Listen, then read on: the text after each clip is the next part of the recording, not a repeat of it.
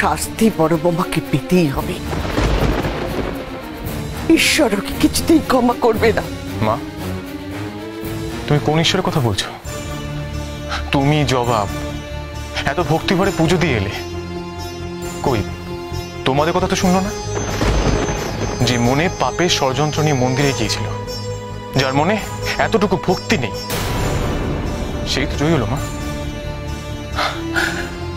জবাব, আমার বাবার শরীর খারাপ, বাবার খাবারই আগে হবে, তারপর জল গরম হবে, ঠিক আছে?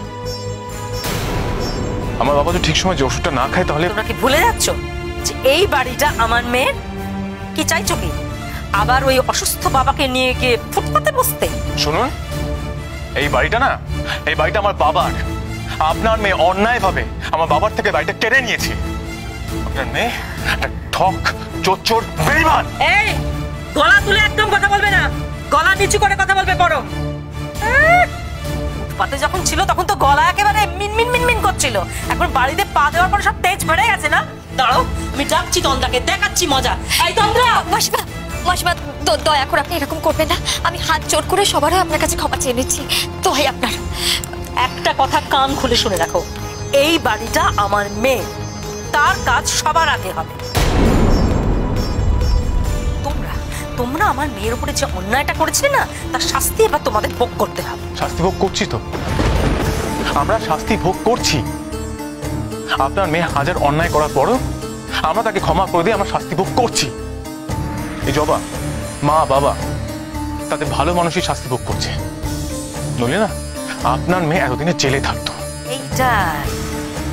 এইটাই তোমাদের আসল রূপ। আমার অবলা মেয়েটাকে ষড়যন্ত্র করে তোমরা সবাই জেলে পাঠাতে চেয়েছিলে। কি চেয়েছিলে?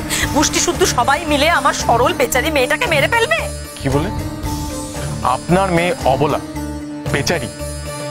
আপনার মেয়ে না একটা আস্ত। ছোটদা বাবু, কি হচ্ছেটা কি? তো ভাই আপনারা একটু চুপ করুন না। আপনি যান না এখান থেকে। বড় মা, তুমি ছোটবাবুকে নিয়ে যাও না এখান থেকে।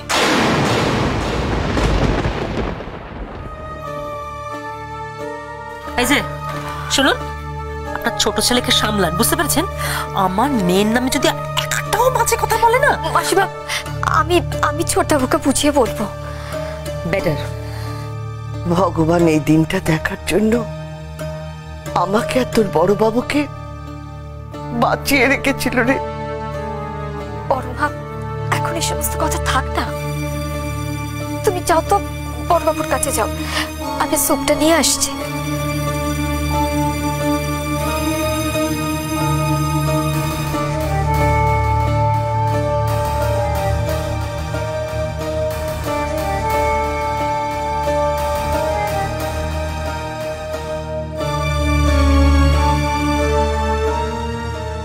জবা, এবার কিন্তু তোকে ঠিক মানছে।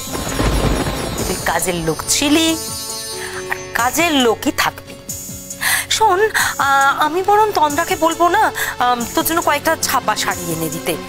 দামি দামি শাড়ি তো বাড়ির কাজের লোকের গায়ে মানায় না, তাই না? সে আপনারা যেমনটা চাইবেন তেমনটাই হবে।